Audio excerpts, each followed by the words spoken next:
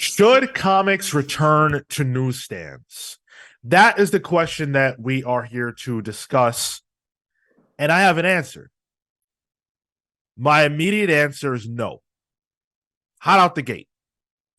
And I think that my answer is backed up by some history. So, real quick, for those of you who might not be familiar, it's worth saying that when comics were on newsstands, comic books did not have returnability, which means that if the publisher, um, sells their books to the newsstand, and then those books don't sell, however many don't sell, the newsstand can sell them back to Marvel or DC, send them back, and get all of the money that they paid for the books that they weren't able to sell.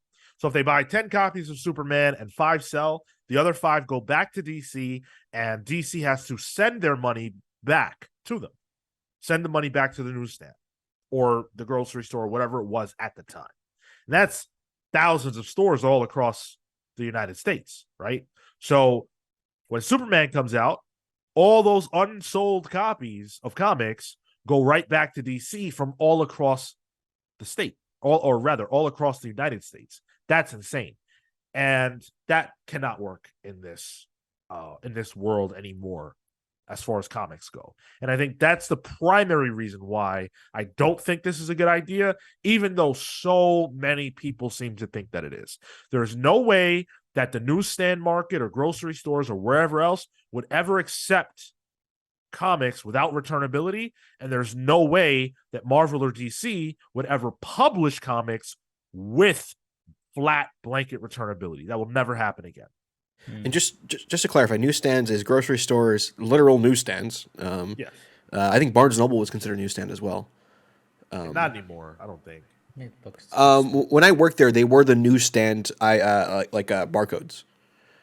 Yeah, but that doesn't exist anymore. That's why I said not anymore. They don't have those. Sure, yeah. Airports. It includes airports. It includes all basically non-comic book stores. So, I agree with you. I agree that single weekly floppies makes no sense for that.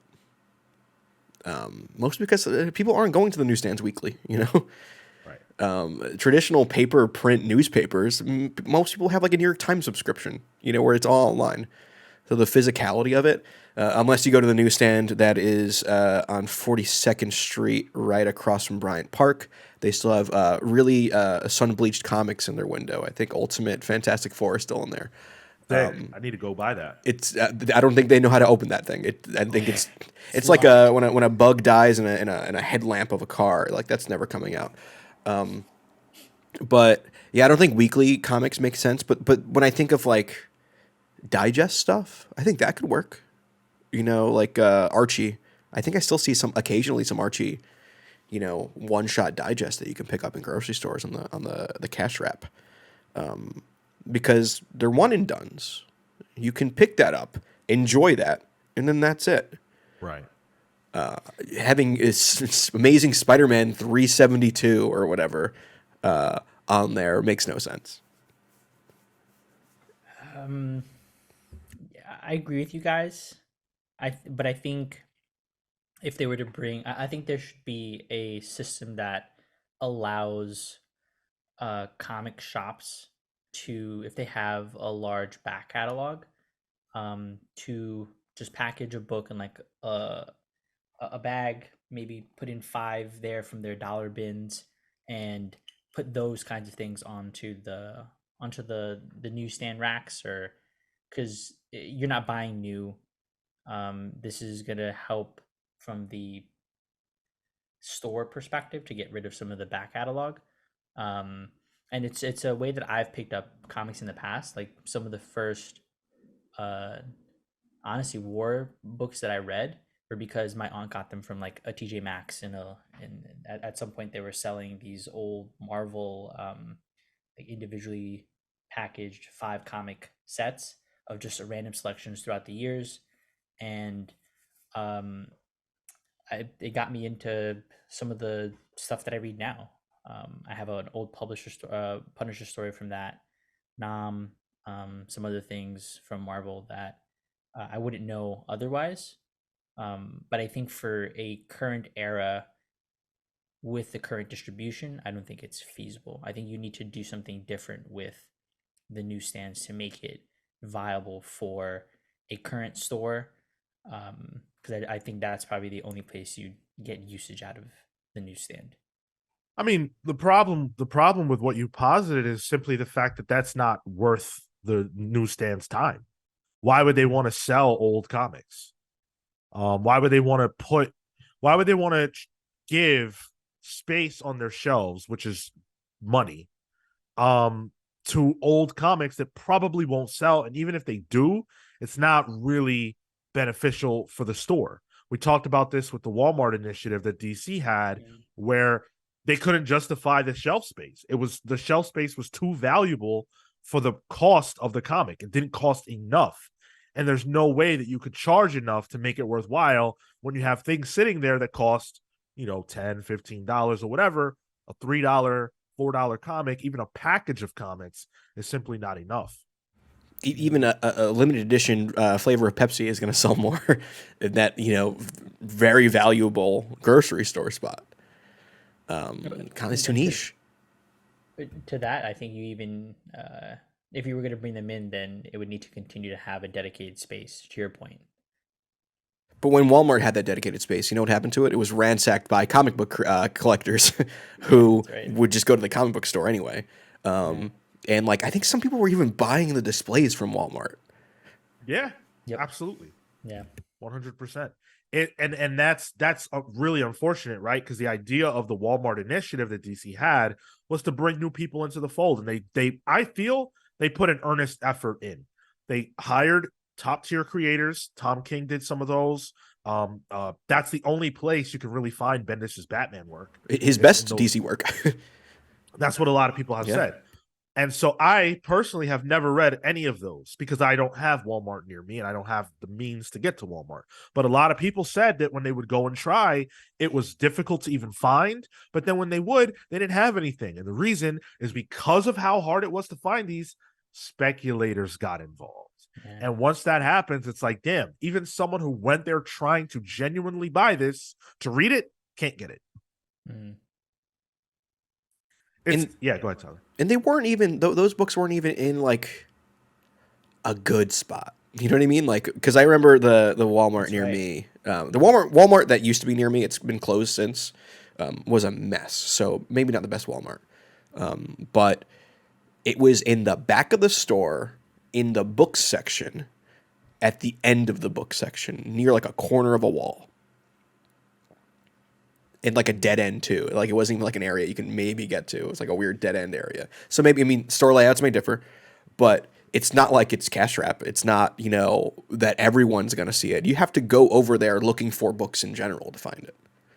Yeah. The one that I went to when I went to go grab the Swamp Thing ones were not even in the proper aisles. They weren't even in the book sections. They were tucked away to like the front of the stores where you get like the really cheap plasticky gimmick toys or some of those other things. Trading 'Cause cards. That's trading cards exactly. Yep, because that's the value that they had placed it is equivalent to these things, and so I'm not going to put it over there where people might circulate. I'm going to put it over here where people who maybe know what they want to get or have to ask somebody to get the thing, we can lead them back here.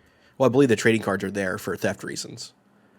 Oh, So that there's makes always eyes on it because it's near the Yeah. cash registers. But yeah, then it becomes like, oh, that's the collectible section. What is a comic book? It's not a book, it's a collectible. Throw it over there.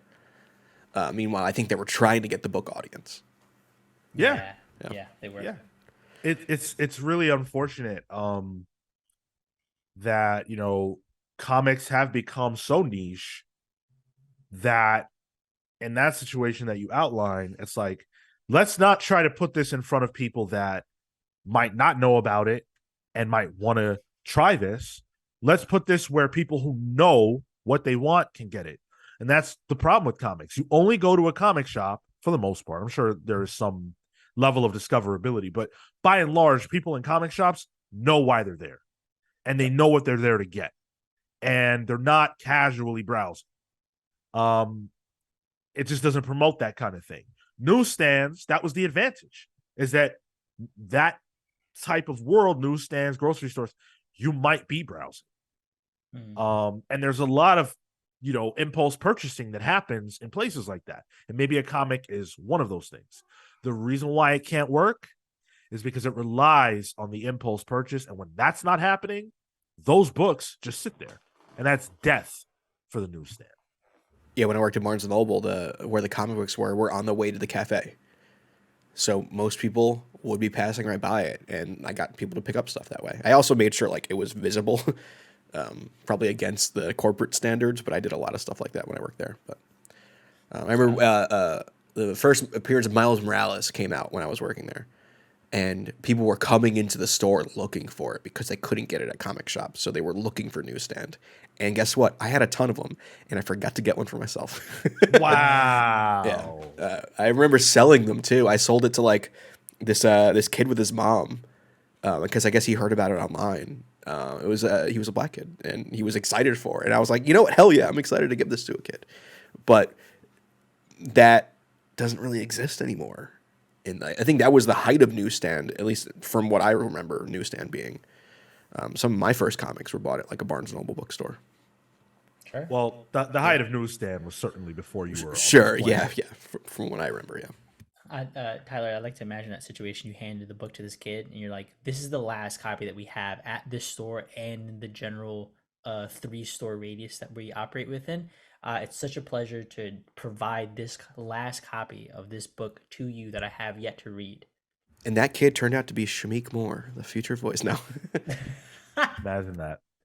So our answer is no. Yeah. On the newsstand thing. But like I said earlier, a lot of people don't agree with that. So are you one of them? If you think we're wrong, or if you think we're right, leave us a comment. Let us know where you stand on this issue, because something's got to give, right? There has to be a right answer to how to solve the problems of comics, and I guess maybe this could be one of them. So if you feel that way, make your case in the comments. Thank you so much for watching. Make sure you guys like and subscribe if you're not subscribed, and we'll see you in the next one. Take care, guys.